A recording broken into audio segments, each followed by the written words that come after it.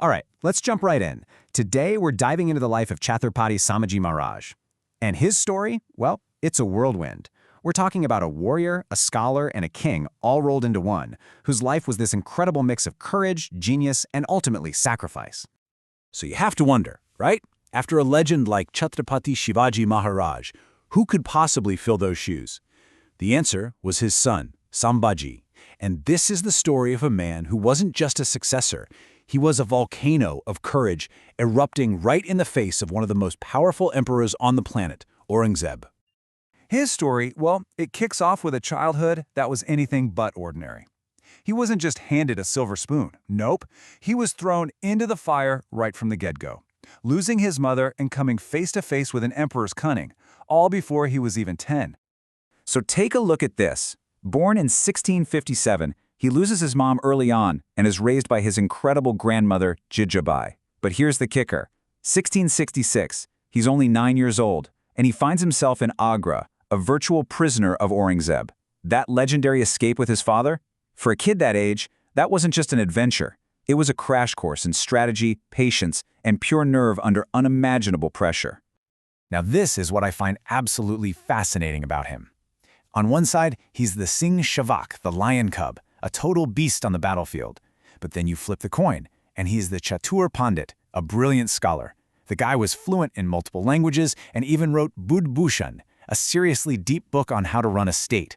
He could outthink you and outfight you, a truly dangerous combination for his enemies.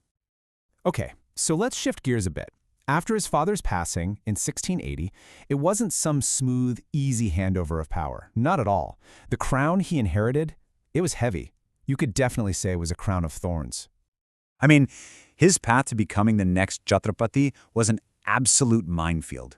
And the biggest threats weren't even coming from the outside. No, they were coming from inside the house. He was dealing with backstabbing, conspiracies, a total political snake pit. But somehow, through pure grit and sharp political instincts, he managed to pull through. At just 20 years old, he takes the throne, and he makes this powerful vow to continue the mission of Swaraj, of self-rule, the very dream his father and grandmother had built. And this is where the story really explodes. His 9 years on the throne, forget peace and quiet, it was one long, brutal storm. A non-stop war against the entire might of the Mughal Empire, with Aurangzeb himself leading the charge. Just to give you an idea of what he was up against, look at this number, 500,000. That's about how many soldiers Aurangzeb brought down to the Deccan, 500,000. His only mission? To wipe the Maratha kingdom off the map. The odds weren't just bad, they were absolutely insane. And for 9 years, 9 straight years, Sambhaji Maharaj was the wall that stood in their way. Think about that.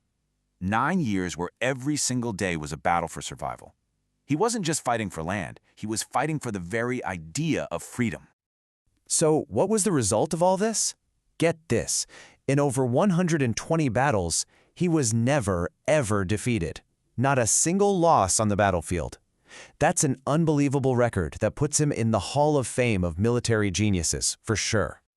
So, the big question is, how on earth did he pull that off? Well, a huge piece of the puzzle was guerrilla warfare. He took it to a whole new level.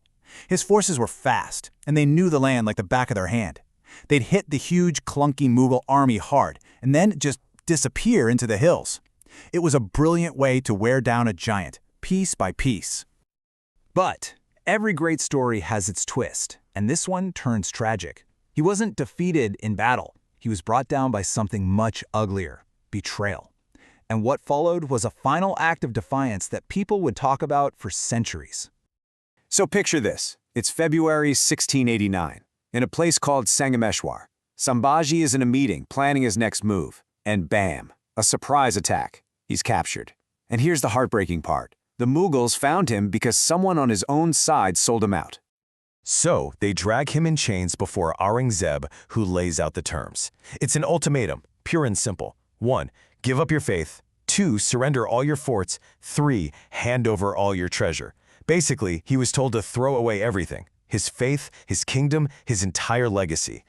And his answer, it was legendary. He basically said, "You can chain my body, but you can't touch my spirit, my honor, my dharma. They are not for sale." He looked the most powerful man in the world right in the eye and said no. The price for that defiance was, well, it was unimaginable. Aurangzeb unleashed hell on him. For more than 40 days, he was tortured in the most brutal ways you can think of. They tried everything to break him, but they couldn't. His spirit just would not break. And this is where things get really powerful. Because his death, it wasn't an end. It was actually the beginning of something new. This is why he's remembered as Dharmaveer, the ultimate protector of faith and righteousness. So why does his sacrifice matter so much? Because instead of crushing the Marathas, it lit a fire under them. It united them. They fought on for another 2 decades, fueled by his memory. You see, he'd already bled the Mughal Empire dry by trapping Aurangzeb in the south. His death became this incredible symbol, a message that choosing to die for your principles is 1,000 times better than living without them. And that really leaves us with something to think about, doesn't it? His story makes you ask, what's the real cost of courage? What's the price of self-respect?